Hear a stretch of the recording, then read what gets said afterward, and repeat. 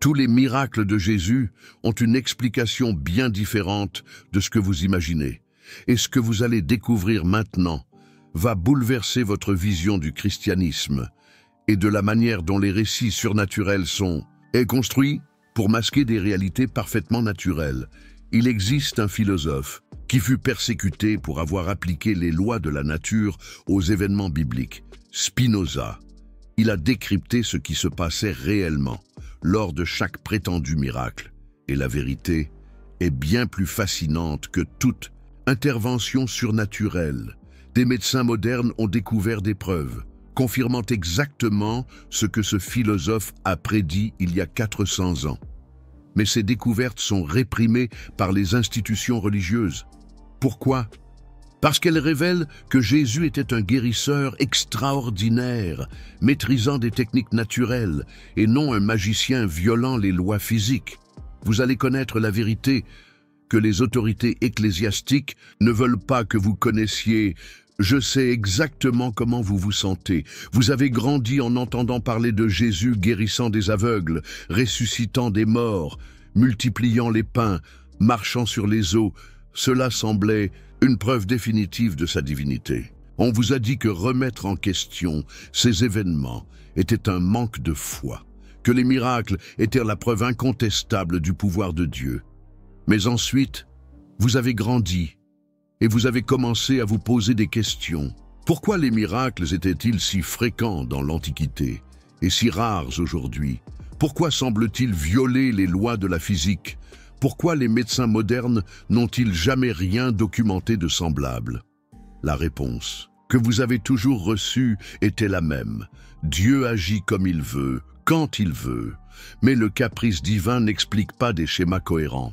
Il n'explique pas pourquoi tous les miracles de Jésus suivent une logique spécifique. Il n'explique pas pourquoi les techniques qu'il utilisait étaient connues d'autres guérisseurs de l'époque.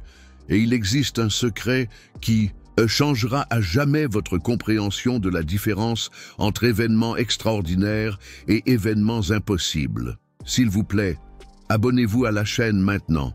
Laissez un commentaire en indiquant quel miracle de Jésus vous a toujours semblé le plus impossible. Nous allons créer une communauté de personnes qui préfèrent des explications naturelles, fascinantes, aux mystères surnaturels, vides. C'est l'objectif de cette chaîne. Découvrir les vérités scientifiques derrière les récits qui ont été transformés en propagande religieuse. Vous n'êtes pas seul dans cette enquête. Des médecins spécialistes de la médecine ancienne, des historiateurs des sciences, des chercheurs en techniques de guérison traditionnelle, tous arrivent à la même conclusion choquante. Les miracles de Jésus étaient des applications avancées de connaissances naturelles et non des violations des lois physiques, mais vous êtes spécial. Parce que vous êtes disposé à découvrir des vérités qui rendent la réalité plus impressionnante que n'importe quel fantasme surnaturel. Au XVIIe siècle, un philosophe révolutionnaire a développé une méthode qu'il a appelée l'analyse naturaliste des événements extraordinaires. Spinoza, il a appliqué des principes scientifiques rigoureux aux récits bibliques. Il a étudié les techniques de guérison connues dans l'Antiquité. Il a analysé comment des événements naturels rares étaient interprétés comme des interventions divines. Sa conclusion était révolutionnaire. Aucun miracle ne viole les lois de la nature. Mais beaucoup démontrent une compréhension avancée de ces lois. Avez-vous déjà pensé pourquoi Jésus touchait toujours les gens avant de les guérir? Pourquoi utilisait-il de la salive dans certains traitements? Pourquoi envoyait-il les gens se laver dans des rivières spécifiques? Pourquoi guérissait-il progressivement dans certains cas? S'il s'agissait d'un pouvoir surnaturel pur, ces techniques physiques seraient inutiles. La réponse évidente est qu'il appliquait des méthodes naturelles sophistiquées, les causes cachées. Pour transformer ces méthodes en miracles sont plus profondes que vous ne l'imaginez. Des guérisseurs extraordinaires menacent les autorités établies. Si les gens peuvent être guéris grâce à des techniques naturelles, à quoi servent les intermédiaires religieux? Si la santé peut être restaurée par la connaissance et la compassion, quel est le rôle des institutions qui promettent la guérison par la foi et le paiement? Mais l'heure de la révélation qui changera tout est arrivée. Ce philosophe a découvert que Jésus maîtrisait des techniques de guérison qui étaient avancées pour son époque, mais parfaitement naturelles: hypnose thérapeutique, médecine herboriste, acupression, hydrothérapie, psychothérapie primitive, des techniques qui n'ont été redécouvertes par la médecine moderne que des siècles plus tard. Il ne brisait pas les lois de la nature, il les comprenait mieux que ses contemporains. Mais si Jésus utilisait des techniques naturelles avancées, vous aussi pouvez apprendre et appliquer les mêmes principes. Au lieu d'adorer passivement, vous pouvez développer activement vos propres capacités de guérison. Ce philosophe, Spinoza, a identifié des schémas spécifiques dans les miracles qui révèlent des méthodes naturelles sous-jacentes. Des guérisons graduelles indiquent des processus biologiques normaux et non des interventions instantanées. L'utilisation de substances physiques montre une dépendance aux propriétés naturelles et non à une création surnaturelle. La variation de l'efficacité suggère des limites humaines et non l'omnipotence divine. Analysons maintenant les miracles les plus spectaculaires en utilisant cette méthode: la résurrection de Lazare. Jésus est arrivé 4 jours après la mort. Sous le climat chaud du Moyen-Orient, la décomposition aurait été évidente après cette période. Mais les textes décrivent Lazare sortant du tombeau, marchant normalement. L'explication la plus probable: un coma profond causé par une maladie ou un traumatisme. Jésus a reconnu des signes vitaux que les autres n'avaient pas remarqués. La multiplication des pains, 5000 personnes nourries avec 5 pains et 2 poissons. Une interprétation littérale viole la conservation de la masse et de l'énergie, mais une analyse contextuelle révèle une explication naturelle. Jésus a encouragé les gens à partager la nourriture qu'ils avaient apportée en cachette. Son exemple de générosité a créé une atmosphère de confiance mutuelle. Tous ont contribué, tous ont été nourris. C'est un miracle d'organisation sociale et non de création matérielle. Jésus marchant sur les eaux. Les textes décrivent un événement se déroulant sur un lac connu pour avoir des bancs de sable proches de la surface. Jésus connaissait la géographie locale. Il savait où l'eau était assez peu profonde pour une marche sûre. Dans le brouillard de l'aube, il semblait marcher sur la surface liquide. C'est une application de connaissances géographiques et non de lévitation surnaturelle. Ce philosophe, Spinoza, a compris que chaque miracle possède une explication. Naturelle lorsqu'il est analysé attentivement, ce ne sont pas des violations des lois physiques, ce sont des applications créatives de ces lois par quelqu'un qui les comprenait mieux que ses contemporains. Jésus était un génie scientifique. Déguisé en prédicateur religieux, passons maintenant à un niveau plus profond de la révélation. Pourquoi les explications naturelles sont-elles plus inspirantes que les explications surnaturelles? Parce qu'elles montrent le potentiel humain réel, au lieu d'une dépendance à une intervention externe. Si Jésus pouvait guérir par la connaissance et la compassion, vous pouvez aussi développer ces capacités. S'il pouvait créer l'abondance par l'organisation sociale, vous pouvez reproduire ces méthodes. Pensez aux implications transformatrices de cette découverte. Au lieu d'attendre des miracles externes, vous pouvez apprendre des techniques naturelles de guérison. Au lieu de demander une intervention divine, vous pouvez étudier les lois qui régissent la santé et la maladie. Au lieu d'adorer passivement, vous pouvez développer activement vos propres pouvoirs de guérison. C'est l'autonomisation et non la dépendance. Mais la découverte la plus libératrice est encore à venir. Ce philosophe a remarqué que Jésus enseignait ces techniques à ses disciples. Les œuvres que je fais, vous les ferez aussi, et même de plus grandes. Ce n'était pas une promesse de pouvoir surnaturel futur. C'était l'affirmation que des méthodes naturelles peuvent être apprises et améliorées. Jésus ne voulait pas d'adorateurs. Il voulait des étudiants. Analysons comment cette perspective change complètement le christianisme. Au lieu D'une religion basée sur l'adoration d'une figure impossible, elle devient une école de développement humain. Au lieu d'une foi aveugle en des événements surnaturels, elle promeut l'étude scientifique des techniques curatives. Au lieu d'une dépendance aux intermédiaires, elle encourage l'autodéveloppement individuel. Les évangiles eux-mêmes confirment cette interprétation lorsqu'ils sont lus attentivement. Jésus disait constamment « ta foi t'a guéri » et non « mon pouvoir t'a guéri ». Il indiquait que la capacité de guérison provenait de l'intérieur de la personne elle-même et non d'une source externe. Il activait simplement des potentiels qui existaient déjà. Ce philosophe a compris que transformer Jésus de professeur en magicien était une trahison de ses enseignements originaux. Il voulait multiplier les guérisseurs. Les autorités religieuses ont préféré monopoliser les miracles. Il enseignait l'autoresponsabilisation. Elles ont créé une dépendance institutionnelle. Ils démontraient le potentiel humain. Elles ont vendu la soumission surnaturelle. Vous commencez maintenant à voir le schéma complet.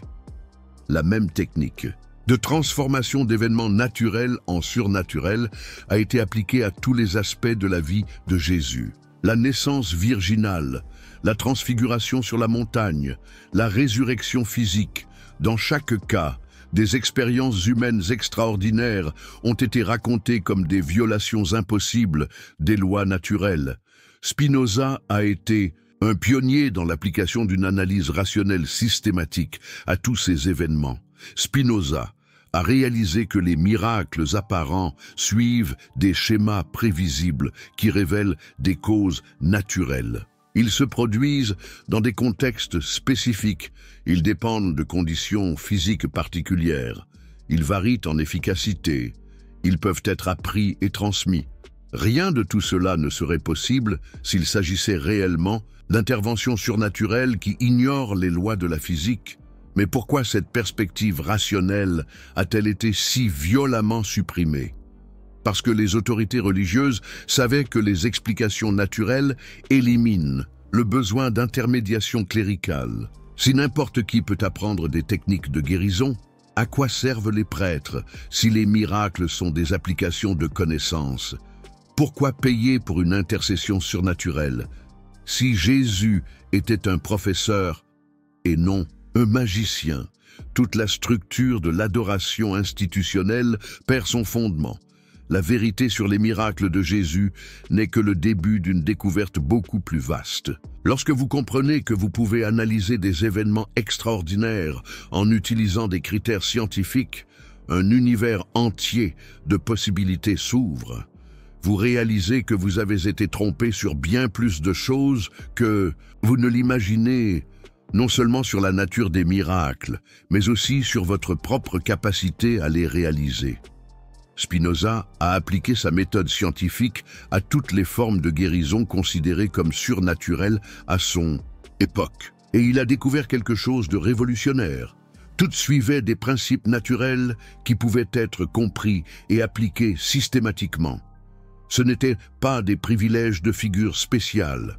C'étaient des techniques disponibles pour toute personne disposée à les étudier sérieusement.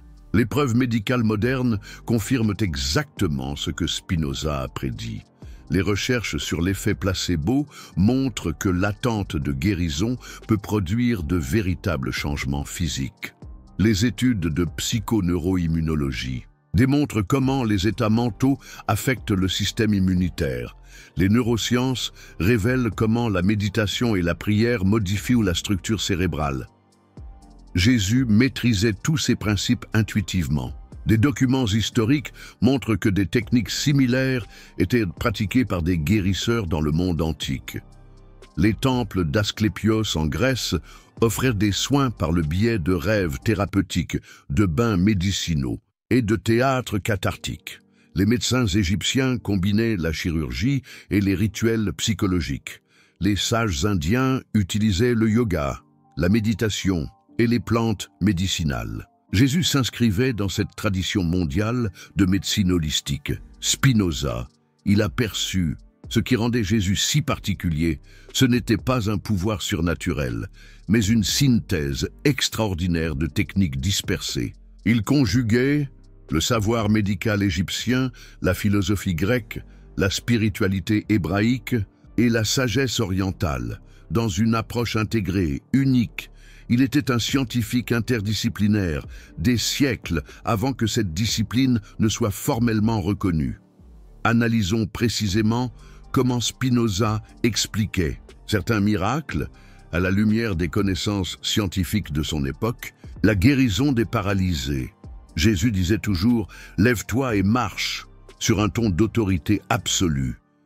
Spinoza y voyait de l'hypnose thérapeutique, une paralysie psychosomatique, peut être inversée par une suggestion puissante, émanant d'une figure perçue comme une autorité légitime, l'expulsion des démons. Les récits décrivent des individus aux comportements erratiques. Guéris par un ordre verbal ferme, Spinoza identifiait cela à un traitement de troubles mentaux par une psychothérapie primitive.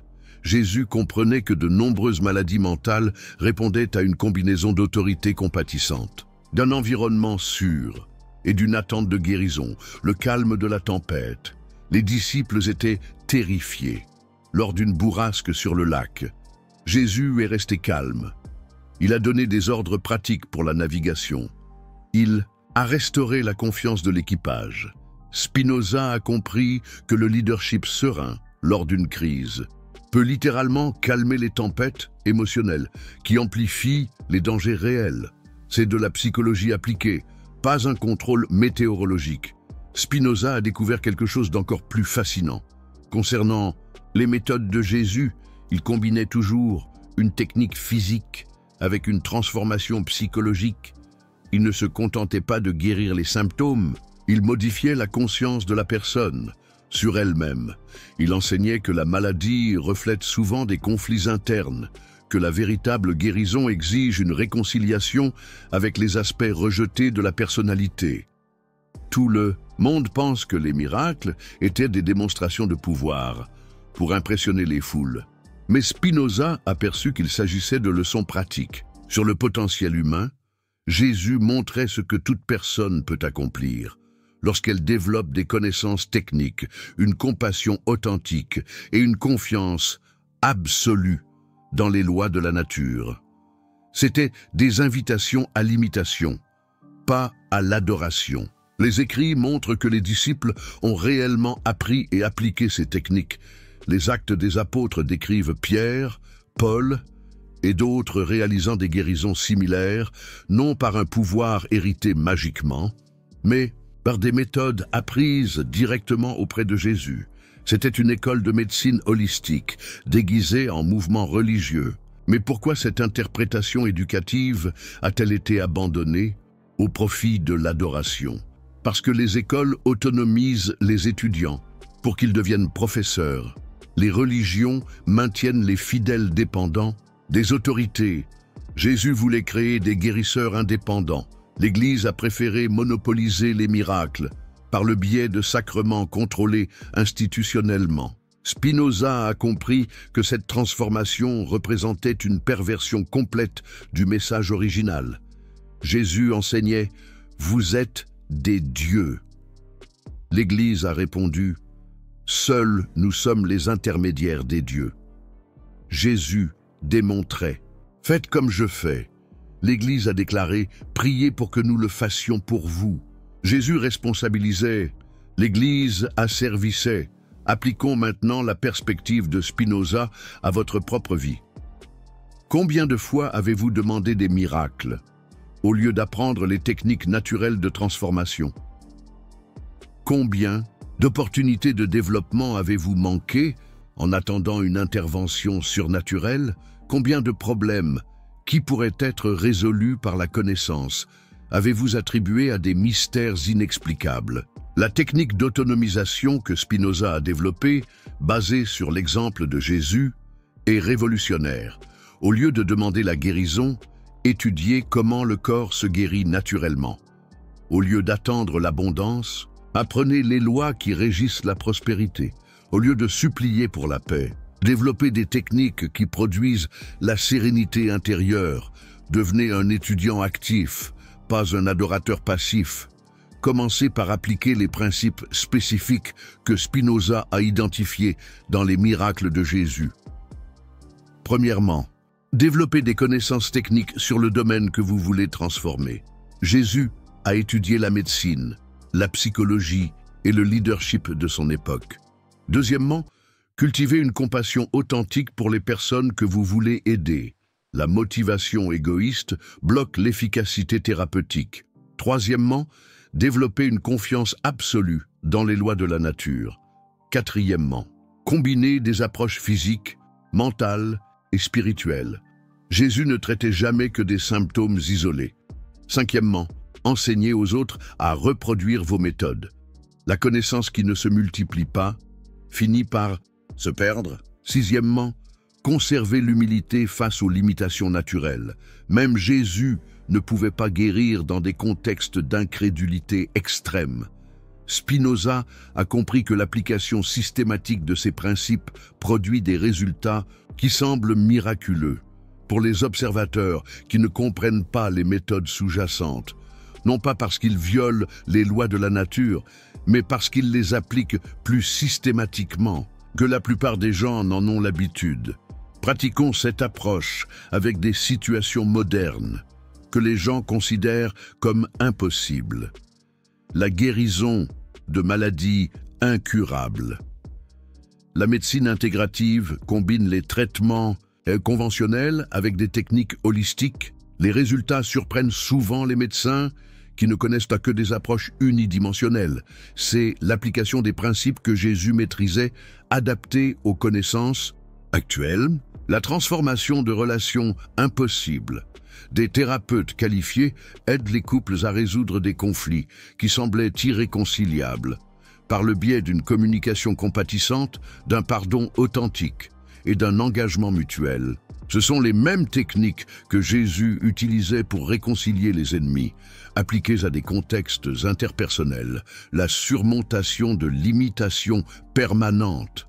Des coachs spécialisés aident les personnes à atteindre des objectifs qu'elles considéraient comme inatteignables, par le biais d'un changement de croyances limitantes, du développement de nouvelles compétences et d'une persévérance disciplinée. C'est l'autonomisation que Jésus enseignait, systématisée pour une application contemporaine. Spinoza a compris que ce que nous appelons miracles sont simplement des applications avancées de potentiels humains normaux. Jésus n'était pas une exception à la nature humaine. Il était un exemple extraordinaire de ce qu'elle peut atteindre lorsqu'elle est développée systématiquement. Vous possédez exactement les mêmes capacités fondamentales. Mais voici la découverte la plus libératrice que Spinoza ait faite.